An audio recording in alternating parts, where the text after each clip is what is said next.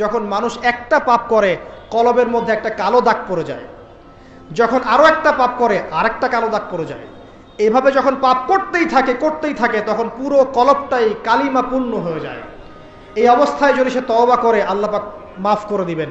যদি এই অবস্থায় তার মৃত্যু হয়ে যায়, তার আত্মাটা থেকে দুর্গন্ধ বের হতে থাকে, যে আত্মাটা কবজ করতে পর্যন্ত মালাকুল মউত মানে ঘৃণা পোষণ করে। কথা কি বুঝতে পারছেন? যখন অন্তর পাপ করতে করতে কলুষিত হয়ে যাবে, ওয়াকাদ খাবা মান দাসাহা, যখন পাপ করতে করতে অন্তর কলুষিত হয়ে যাবে, তখন আপনার এই মালাকুল মউত পর্যন্ত ওই আত্মাটাকে বের করার সময় ঘৃণা করবে, দুর্গন্ধযুক্ত আত্মা।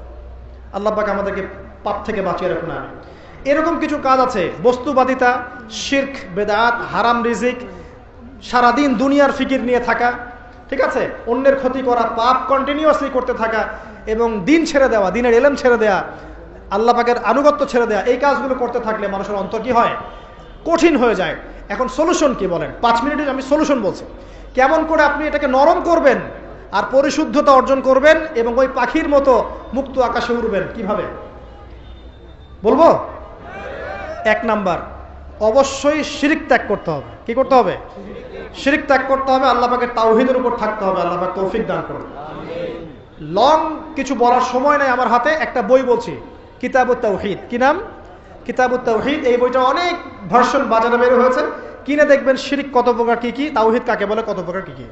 যেটা বুঝবেন না মাদ্রাসা চলে যাবেন, আলেম ওলামার কাছে গিয়ে জিজ্ঞাসা করবেন, হুজুর এটা বুঝি নাই। ঠিক আছে?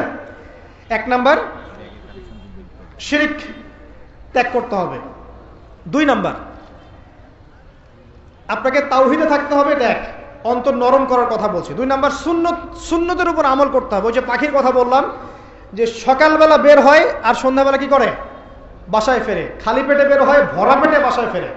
তার মানে আমাদেরকেও সকাল সন্ধ্যাটা কাটাতে হবে নবী সাল্লাল্লাহু আলাইহি ওয়াসাল্লামের সুন্নত অনুযায়ী।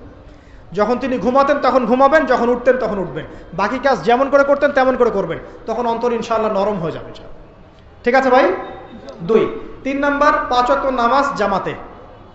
নামাজ আপনাকে যে কোনো পাপ থেকে বাঁচাবে ইনশাআল্লাহ। ভাই জেনা করছেন, নামাজ পড়েন। পর্নোগ্রাফি দেখেছেন, তাও তওবা করে নামাজ পড়েন। আপনি হারাম অ্যাফেয়ার্সে আছেন, হতাশ হয়েন না, নামাজ পড়েন। গোনা ছাড়তে পারছেন না, নামাজ পড়েন। সুদ খাচ্ছেন, নামাজ পড়েন। আপনি পতিতালয়ে গিয়েছেন, নামাজ পড়েন। বেপর্দা চলছেন, তাও নামাজ পড়েন। আপনি অন্যের হক নষ্ট করেছেন, তাও নামাজ পড়েন। যে পাপই করেছেন, নামাজটা পড়েন। নামাজ আপনাকে সমস্ত পাপ থেকে বাঁচিয়ে রাখবে ইনশাআল্লাহ। ইনশাআল্লাহ আস্তে আস্তে ইনশাআল্লাহ দেখবেন সব পাপ থেকে আপনি দূরে চলে আসছেন ইনশাআল্লাহ তাআলা। 3 নাম্বার নামাজ। 4 নাম্বার, বেশি